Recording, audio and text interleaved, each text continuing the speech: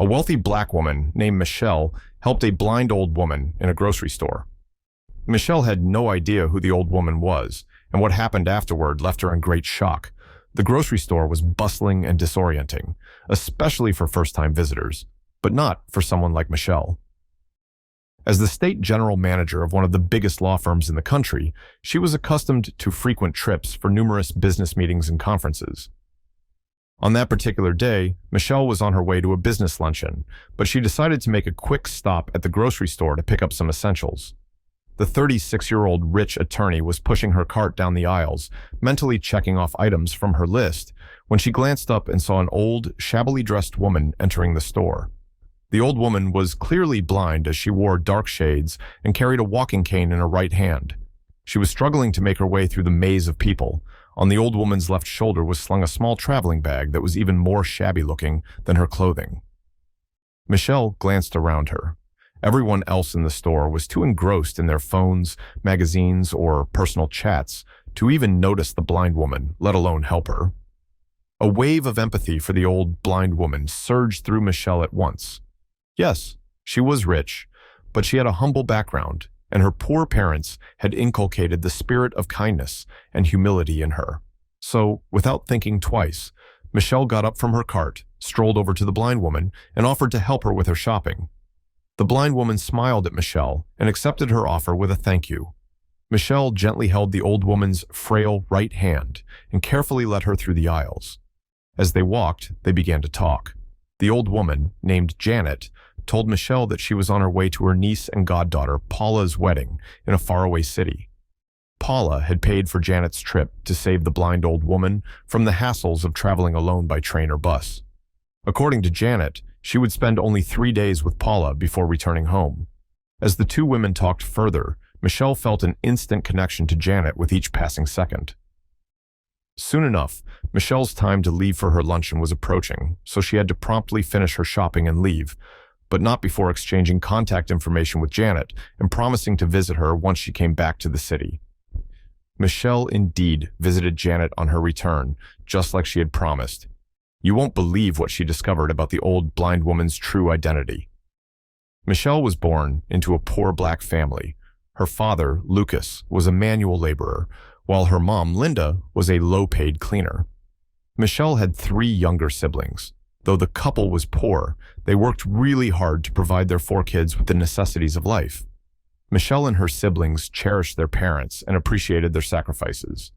The family was a textbook example of a poor but happy and contented one. Michelle wasn't an exceptionally brilliant student, but excelled in school right from her childhood days. She majored in arts while in high school and was able to top her classes. One night after dinner, during her senior year in high school, Lucas and Linda called Michelle aside and bluntly told her that they couldn't afford to see her through college. This moment of truth dealt a heavy blow to the young, aspiring Michelle, who dreamt of graduating from college and becoming a lawyer someday. Luckily for Michelle, though, the school administration soon announced that a wealthy and popular lawyer named Attorney Paul, who was an alumnus of the high school she attended, had met with the school board and pledged to start offering a full scholarship program to the best graduating art student every academic year, starting with that particular session. Michelle was elated at the news. She saw the scholarship program as her only hope of achieving her lifelong dream, so she studied extremely hard to win the scholarship. The final exams came and went, and Michelle was happy with herself, confident she had done her very best. However, she was worried that Helen, another brilliant student, might win the scholarship. Finally, it was the graduation day ceremony, and the hall was filled to the brim with dignitaries, parents, staff, and students alike. The principal, Mr. Adams, mounted the stage for the awaited announcement at the tail end of the ceremony. When it came to the arts category, Michelle's heart started beating so fast and loud. This was it or nothing, Michelle anxiously thought. It was either she won the scholarship and proceeded to achieve her lifelong dream of becoming an attorney, or she went back home with nothing. A scenario that would certainly mean she would start searching for menial jobs to make a living. Michelle was still deep in thought when the principal called out the best graduating art student. Michelle was stunned. She was still trying to recover from her shock when she heard her name ring out from the loudspeakers. Michelle Green. There was an eruption of thunderous applause and cheers from the crowd as Michelle slowly and nervously walked to the stage to shake the principal's hand and receive a certification. Some of the guests even stood on their feet to catch a better glimpse of the young star in the making. The young, handsome attorney Paul, who was undoubtedly in his early 30s, was standing by Mr. Adams' side to congratulate the girl who had just won the scholarship program. Paul was dressed in an immaculate, white, expensive, tailor-made three-piece suit and smiling from ear to ear as he shook Michelle's hand, whispering, "Congratulations, my girl," into her ears. "Thank you, sir," was all that the dazed-looking Michelle managed to reply to both the principal and the attorney. That was how Michelle proceeded to one of the most prestigious colleges in the country to study law. She was just 19 then. Her benefactor Paul provided her with everything she needed to be comfortable. They rarely met in person, as Paul's job kept him very busy, but they frequently spoke on the phone. Paul never refused anything Michelle asked for. He even had a tendency of sending Michelle more money than she asked for. With time, Michelle grew to cherish Paul, whom she came to see as a role model and a second father. While in college, Michelle shunned every other extracurricular activity to dedicate herself to her studies. Time flew by, and 4 years later, Michelle graduated from college as a top student in her law program, much to the delight of her family and Paul, who attended her graduation. Michelle proceeded to law school, where she honed her skills as a lawyer and distinguished herself as an outstanding and brilliant student. 3 years later, Michelle finally qualified as a certified lawyer. The girl born without a silver spoon had finally achieved her lifelong dream of becoming a lawyer through sheer hard work, grit, and determination. Of course, she couldn't have done it without the support of Paul. Upon graduating from law school at 26, Michelle had initially planned to work for Paul's law firm. Paul had made the offer while Michelle was still in college, and she had accepted it without hesitation. However, barely a week after finishing law school, Michelle received a lucrative job offer from one of the biggest law firms in the country. The firm offered triple the salary package Paul had proposed, along with an expensive SUV, an official apartment, and a host of other perks. Although Michelle would have loved to work for Paul, she knew that the offer from the new firm was too good to pass up, so she accepted it. Fortunately, Paul had no issues whatsoever with her decision. 2 years after Michelle began working with the second firm, she lost all contact with Paul as all his phone numbers stopped working. Michelle exhausted every possible means to locate him, but all her efforts were in vain. Just when she was beginning to worry that something bad had happened to her benefactor, Michelle heard from a colleague that Paul was hale and healthy. The colleague had run into him at the airport in another country. Michelle believed that Paul would someday reach out to explain his sudden disappearance. Until then, she still held the man in high regard. However, years passed, and Michelle never heard from her mentor. Still, not a day went by without Michelle thinking of him and wishing him well in his endeavors. In her workplace, Michelle excelled. Thanks to her successful career, she completely changed her family's once hopeless situation. They now all lived in a well-furnished apartment. Michelle also took responsibility for her siblings' education. With her intelligence and outstanding performance, Michelle quickly rose through the ranks. Within 4 years, she was promoted to the city's branch manager, and 6 years later, she became the firm's state general manager. Michelle was just 36 years old then, and her already humongous salary almost tripled. It was in that capacity as her firm's state general manager that Michelle met the old blind Janet at the grocery store. Once she was back from the conference, Michelle made good on her promise and visited Janet on a late Sunday afternoon. Janet was so happy to see Michelle once she opened the door. After warmly greeting her with a hug, Janet took Michelle's right hand and led her into her dining area with the help of her walking stick. Michelle noticed immediately when she stepped into Janet's home that the old woman's living conditions were rather basic, but her apartment was also quite clean. Janet served Michelle a meal she had specifically prepared by herself for the big occasion, as she called Michelle's visit. After the delicious meal, washed down with tall glasses of homemade smoothie, both women got talking. It was during the conversation that Michelle discovered something truly astonishing about Janet's true identity. Michelle began the conversation by asking Janet why she chose to live alone despite being blind. Janet explained that her niece and goddaughter, Paula, had offered to have her move in, but she didn't want to be a burden to anyone. so she declined the offer and learned to survive on her own. Paula sent her a monthly allowance, which, although not large, was decent enough to cover her basic needs. Michelle then asked Janet if she had ever married. The old woman remained silent for a long while, as if she were trying to remember something. According to her story, Janet wasn't born blind. She told Michelle that she was doing quite well for herself and was married with a son until she was struck by glaucoma and lost her sight. Janet further disclosed that she had tried her very best to restore her vision, but all her efforts had been in vain. Michelle offered some words of consolation for her blindness. Then she asked the old woman about her career and what happened to her husband and son. Janet remained silent for a while before she suddenly blurted out, "I was a rich lawyer just like yourself. My son Charles followed in my footsteps and became a rich and famous lawyer too. But he and my husband, Karen, made away with all my remaining fortunes once I went blind." "Your son Charles is a rich and famous lawyer?" Michelle asked, shock written all over her face. "Yes," the old woman replied. Michelle then went ahead to describe everything about her old patron to Janet. Then she asked the blind woman, "Is that the son you're talking about?" "Yes," Janet simply replied. Michelle collapsed back into her seat in utter shock. Charles, her benefactor who sponsored her through college and law school and indirectly made her a wealthy and influential lawyer, was Janet's son. Most shockingly, Charles had made off with his blind mother's fortunes in connivance with his father, Karen. Michelle then recalled losing all contact with Charles several years ago. She also remembered hearing through the grapevine that Charles had ceased the scholarship program and moved to another state. "Your son Charles was actually my patron, who sponsored my full scholarship from college to law school," Michelle almost screamed in shock and confusion at Janet. "I see," was all the old blind woman replied. Janet's short reply both surprised and confused Michelle, so she continued in a tone that she had already employed in the courtroom to win countless cases.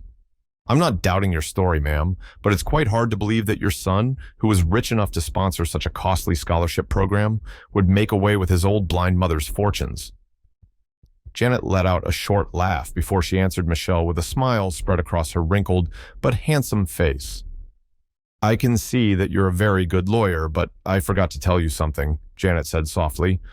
"I was the one that actually sponsored the scholarship program in my son Charles's name." As Janet said those words, Michelle felt like she was about to collapse. She was simply stunned beyond words. Janet then further explained to Michelle that she was an alumnus of the high school she attended, just like Charles was. She had always dreamed of sponsoring a scholarship program at her alma mater, but because of her unassuming and quiet nature, she had chosen to do that in Charles's name. Michelle was flabbergasted. So, this old blind woman was the one who made her who she was, and not even Charles, as she had always thought. It was quick and spontaneous, but without thinking twice. Just like she had done the very first time she saw Janet at the grocery store, Michelle got up and reached out at Janet. Then she knelt before her, kissed her forehead, and started thanking her profusely for all she did for her.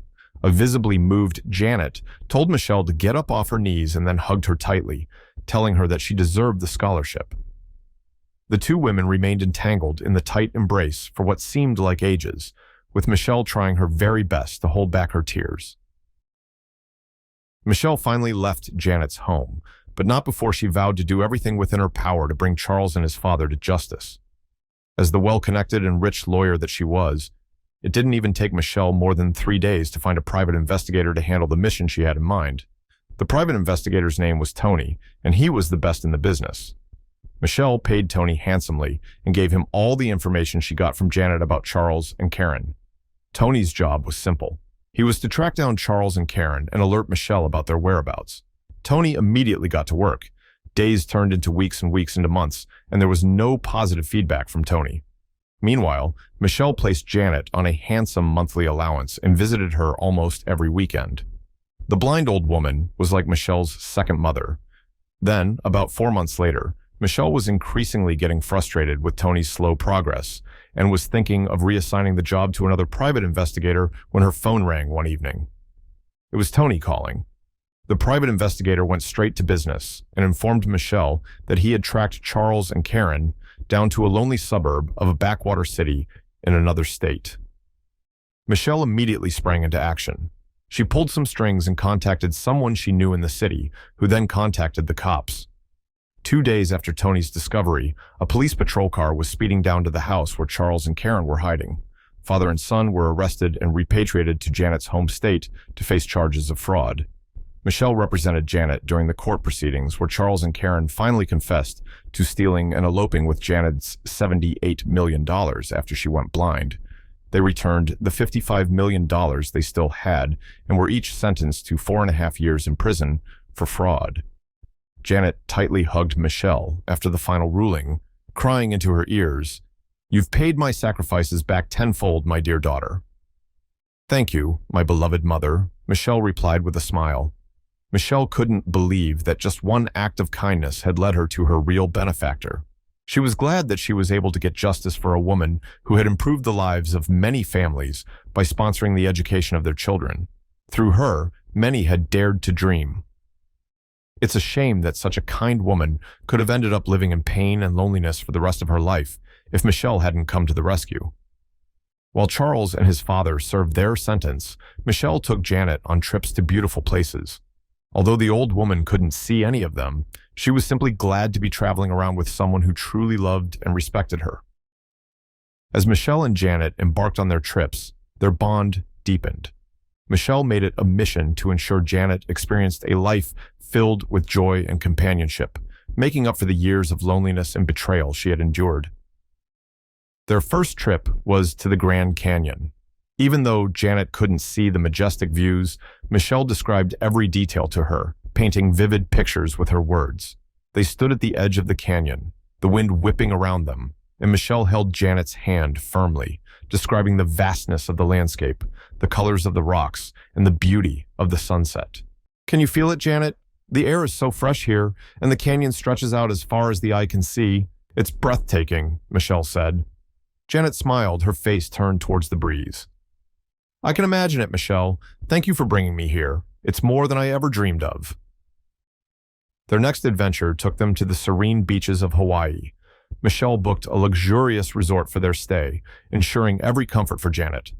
They spent their days walking along the beach, with Michelle guiding Janet through the soft sand and warm waves. "This is paradise, Janet. The water is so clear and the sand is like powder," Michelle described. Janet dipped her toes in the water, feeling the gentle waves lap against her feet. "I may not see it, but I can feel the beauty all around." "Thank you, Michelle." During their travels, Michelle shared stories of her own journey, her struggles and triumphs. Janet, in turn, opened up about her past, her career, and the heartache of losing her family to greed. Through their conversations, Michelle learned invaluable lessons about resilience, forgiveness, and the true meaning of family. "Janet, you've taught me so much about strength and grace. Your story is a testament to the power of the human spirit," Michelle said one evening, as they sat by a campfire in a secluded cabin in the mountains. "You've given me a second chance at life, Michelle. I never thought I'd experience such joy and companionship again." "You've become the daughter I always wished for," Janet replied, her voice filled with emotion. Michelle's determination to bring Charles and Karen to justice was unwavering. While they enjoyed their travels, she continued to gather evidence and build a strong case against them. The betrayal Janet had suffered needed to be addressed, and Michelle was committed to ensuring they paid for their crimes. With the help of Tony, the private investigator, Michelle compiled a comprehensive dossier on Charles and Karen's fraudulent activities. She interviewed former associates, tracked financial records, and uncovered a web of deceit that spanned years. "Tony, we need to make sure every detail's airtight. They can't get away with this," Michelle insisted. "Don't worry, Michelle. We've got them cornered. The evidence is overwhelming," Tony assured her.